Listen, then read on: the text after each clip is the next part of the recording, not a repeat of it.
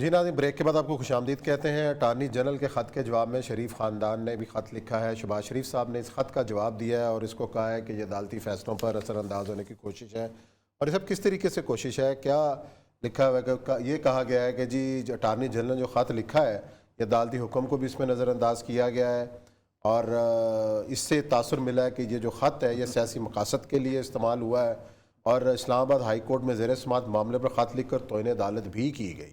پہلی بات ہے کہ اٹارنی جنرل کا کام کیا ہے؟ اٹارنی جنرل ایک وکیل ہوتا ہے جو کہ عدالت کو گائیڈ کرتا ہے۔ اچھا جی، یہ شہباز شریف صاحب کو یا تو پتہ نہیں کس نے انہوں نے پوچھا نہیں کنسلٹیشن، اس کا کام ہی یہی ہے کہ وہ عدالت کو بتائے کہ یہ چیز آئی ہے رپورٹ یہ غلط ہے۔ اچھا، اور ان کا کام یہ ہے، ان کے وکلاء کا یہ بتائیں کہ جو رپورٹ آئی ہے ہمارے پاس یہ بھی ٹھیک ہے۔ یہ بنیادی طور پر پہلی دفعہ شہباز شریف صاحب سے مجھے توقع نہیں تھی کہ اس طرح کا وہ سطحی بیان جو دیں گے کسی طور پر بھی۔ میرا وہ پیرا نہیں پڑھا گیا، یہ نہیں پڑھا گیا، میں ذرا سا رپورٹ کے آخری پیرا پڑھ کے سناتا ہوں، بڑا کمال پیرا۔ It may be pertinent to mention that again during my recent evaluation، میں اس کو ضروری سمجھتا ہوں اس کو مینشن کرنا کہ میرے تازہ ترین جو ایویلویشن ہے یہ میڈیکل نہیں ہو رہی۔ I found Mr. Sharif under a lot of stress، میں ان کو ایک بہت زیادہ سٹریس میں دیکھ رہا ہوں۔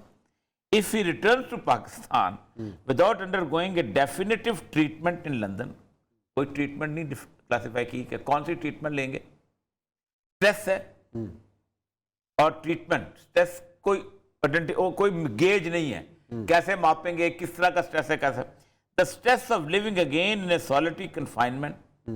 پہلی بات ہے کہ solitary confinement منع ہے قانون کے اندر۔ پاکستان کے قانون کے مطابق کسی بھی شخص کو 30 دن سے زیادہ solitary confinement میں نہیں دیا جا سکتا، وہ بھی as a punishment in the jail, کہ اگر آپ جیل میں کوئی گند کرتا ہے تو، as well as loss of partner which can further compromise his cardiac status before definitive treatment can be rendered। As previously mentioned, if he returns to solitary confinement, he may develop what we call Takotsubo syndrome۔ یہ وہ ہوتا ہے کہ heart کا، ٹھیک ہے، due to this stressful environment with devastating consequences۔ Should you have any further questions, please do not hesitate to contact me۔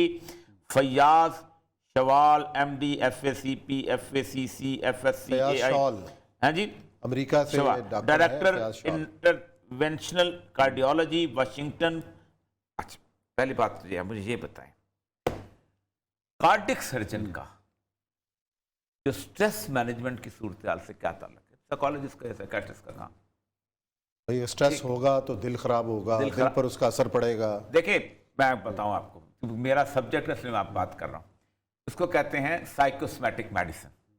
Psychosomatic medicine کا ایک کانسیپٹ یہ ہے کہ انسان کا جو جس جگہ ہے نا ہائپوتھیلمس، یہ ایک سینٹر ہے ریلے اسٹیشن، یہ پیچوٹری ہارمونز جو ہیں وہ سکریٹ کرتا ہے جس سے پورا جسم چلتا ہے۔ یہ اگر ڈسٹرب ہے تو پورا جسم ڈسٹرب ہوگا۔ مطلب فار ایگزامپل یہ اس کو اگر خوف ہے تو کیا ہوگا، آپ کو ہاتھ پہ پسینہ آئے گا، آپ کا پیشاب تیزی سے آئے گا، آپ کا دل دھڑکے گا۔ اب اگر یہ مستقل پریشان ہے تو آپ کا مستقل ہاتھ پہ پسینہ آئے گا، آپ کا مستقل پیشاب تیزی سے آئے گا، آپ کا مستقل دل دھڑکے گا، پلپٹیشن تیز ہوگا۔ یا آپ کا کہا جاتا ہے کہ جو سٹمک ہے it is the most sympathetic organ of the body, انسان کا سب سے ہمدرد جو آرگن ہے وہ ہے، ذرا سا پریشان ہو تو آپ کا معدہ خراب ہو جاتا ہے کیونکہ فوراً وہ اس کو لیتا ہے اس کا۔ تو یہ تو ایک بیسک سائنس ہے، اور اس کے اوپر سب سے بڑی بات یہ ہوتا ہے کہ سمپل 4 ٹرنکولائزرز ہیں وہ آپ کو دے دیں تو آپ کا رشتہ جو ہے ہائپوتھیلمس پیٹی کو ختم ہو جاتا ہے، تو سٹریس ختم ہو جاتا ہے۔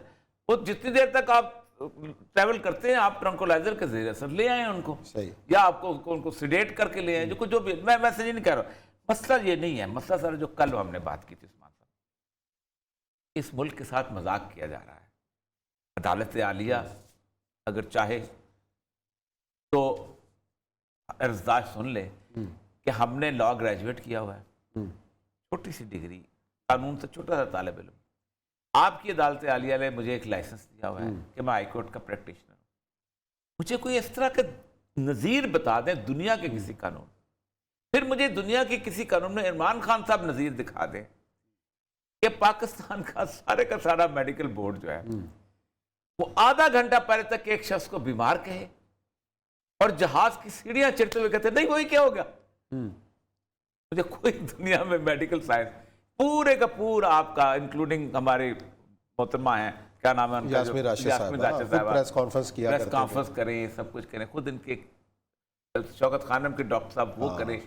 پاکستان کو کیوں بیوقوف کرتے لوگ 22 کروڑ کہہ دو کہ بھئی ہم نے بھیجا تھا اور ہم صرف تم لوگوں کو بیوقوف بنا رہے ہیں اس کو بلانے میں. ہم نہیں لانا چاہتے اس کو. آپ کیا سمجھتے ہیں عمران خان صاحب لانا چاہتے ہیں؟ اگر وہ لانا چاہتے ہیں اداس تو بہت ہے ان کے بغیر نہیں ہر تقریر میں ان کا ذکر تو ہوتا ہے. لانا چاہتے ہیں تو پھر ان کو سیدھا سیدھا ترمیم کریں سیدھی صاحب وزیر اعظم کے لیے بھی لے آئے. لانا کس لیے چاہتے ہیں؟ ادھر سے کھڑے ہو کر تقریریں فرما رہے ہوتے تھے. قطر میں کی تھی انہوں نے میں بھی جاؤں گا میں دیکھوں میں پہلے اے سی اتاروں گا. امریکہ میں کی تھی امریکہ میں کی تھی کہ جی میں اے سی بھی اتروا دوں گا اور یہ کر دوں گا. پاکستان کو بیوقوف بنا رہے ہیں سارے ملک پاکستانی عوام کو بیوقوف بنا رہے ہیں. جو بھی ہے نہیں آپ کر سکتے بتا دو کر سکتے ہو جو وہ بھی بتا. سر بیانیہ کی تو جنگ ہے نا. آپ نے ایک بیانیہ تو بنا دیا کرپشن کے خلاف جنگ ہے میں لڑ رہا ہوں اور یہ ہے. عثمان صاحب مجھے بتائیں دنیا پوری میں بیانیہ کی جنگ ہوتی ہے لیکن بیوقوف نہیں بنایا جاتا لوگوں کو. جب وہ کرتے ہیں تو کسی پرپس کے لیے کرتے ہیں. اگر اس نے کولن پاول نے جھوٹ بولا تھا اگر ٹونی بلیئر نے جھوٹ بولا تھا کہ ہم عراق جانا عراق میں تو عراق گئے تھے. عراق میں انہوں نے لوگوں کو مارا تھا اس پہ جھوٹ پہ بھی گئے تھے.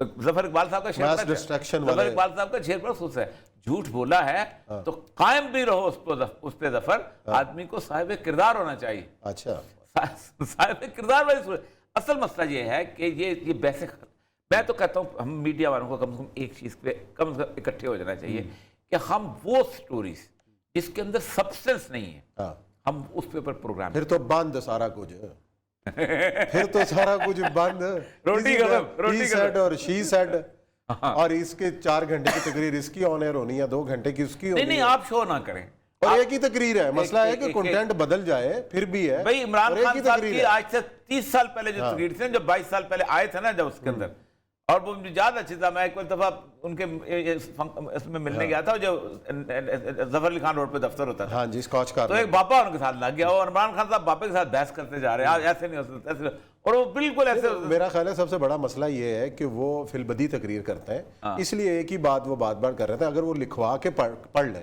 اس کا مطلب ہے اسپیچ رائٹر تقریر تو بدل سکتا ہے نا. نیا کنٹینٹ ملے گا الفاظ ملیں گے نئے جملے ملیں گے. عمران خان صاحب کا سمجھتے ہیں کہ میں بہت شاندار قسم کا اوریٹر ہوں اور میں ایک ریٹورک کو بیان کر سکتا ہوں میں یہ کرتا ہوں. اس میں بہت ساری غلطیاں بھی کر جاتے ہیں. دیکھیں دنیا پوری میں لوگ ہوتے ہیں. آپ کو بھی دیکھا ہے کہ بڑے سے بڑا مقرر اب دیکھیں Obama was the best speaker Kennedy was the best speaker. سب نے چٹیں رکھی ہوتی تھی نوٹس رکھے ہوتے تھے پرچی رکھی ہوتی تھی. یہاں پہ کوئی چٹ رکھ لے تو اس کا مذاق اڑا دیتے ہیں. نہیں چٹ سے پڑھنا نہیں چاہیے. اب جگہ میں پروگرام کرتا ہوں میں سامنے لکھا پڑ رہا تھا کہ یہ چیزیں یہ لازمی بات ہے لازمی آپ کے نوٹس ہیں سامنے آپ نوٹس نہیں رکھتے رکھے ہوتے ہیں لیکن بڑے عجیب قسم لیکن اسی لیے ہر تقریر میں کوئی نہ کوئی جملہ دے جاتے ہیں.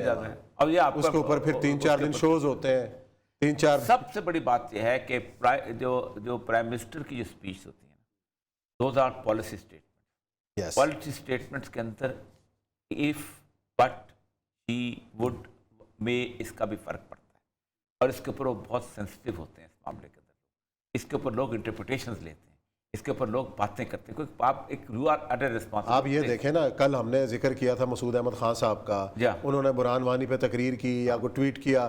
آج امریکہ نے روکا ہوا ہے ان کا. کتنی پرانی بات ہے کہ مطلب انہوں نے ایک ایز اے صدر آزاد کشمیر وہ ایکٹ کیا اور آج اس کو پھر اس کے بعد وہ جو انہوں نے کہا کہ انسٹیگیٹ کرتا پھر وہ فضل الرحمان خلیل والی بات لے لیجیے کیا وہ کیا جو بھی تھا.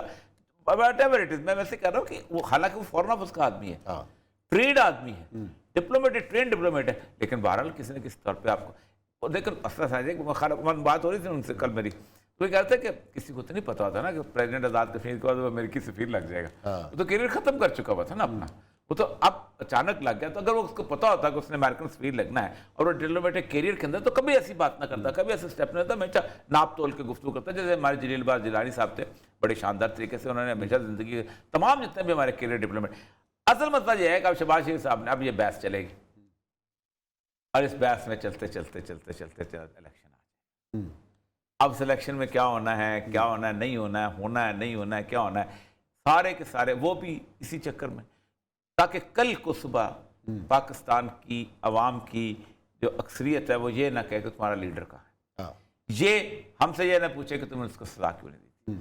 ये अवाम को धोखे में रखना है और सब कुछ करना है। और अब हालत उस्मान साहब जी आ गई है कि आवाम से कौन सा नया धोखा मैं हो रहा इस है? चीज़ का हमेशा हो रहा तो है। कायल हो चुका हूँ कि पाकिस्तान में अब आप ना किसी तौर पर भी इतनी पोलराइज सोसाइटी हो गई है, आप इंसाफ से बात नहीं कर। मैं फॉर एग्जांपल अगर आज इमरान खान के हक में बात करता हूँ तो मुझ पर इल्ज़ाम लगेगा कि ये उधर का आदमी है। हाँ। और अगर मैं इमरान खान के खिलाफ बात करता हूँ वही और ये मकबूल जानूंगा, लेकिन मेरे खिलाफ कहेंगे कि ये जनाब इसने लिफाफा लिफाफा फाड़ लिया। ये ऐसा यानी आपकी बात को ये काजी ईसा के मामले में देख लें, फाइजल एक एनालिसिस किया, जजमेंट का एनालिसिस किया, उसके किरदार पे भी बात नहीं की, लेकिन अजीबोगरीब से ट्वीट चल रहे हैं।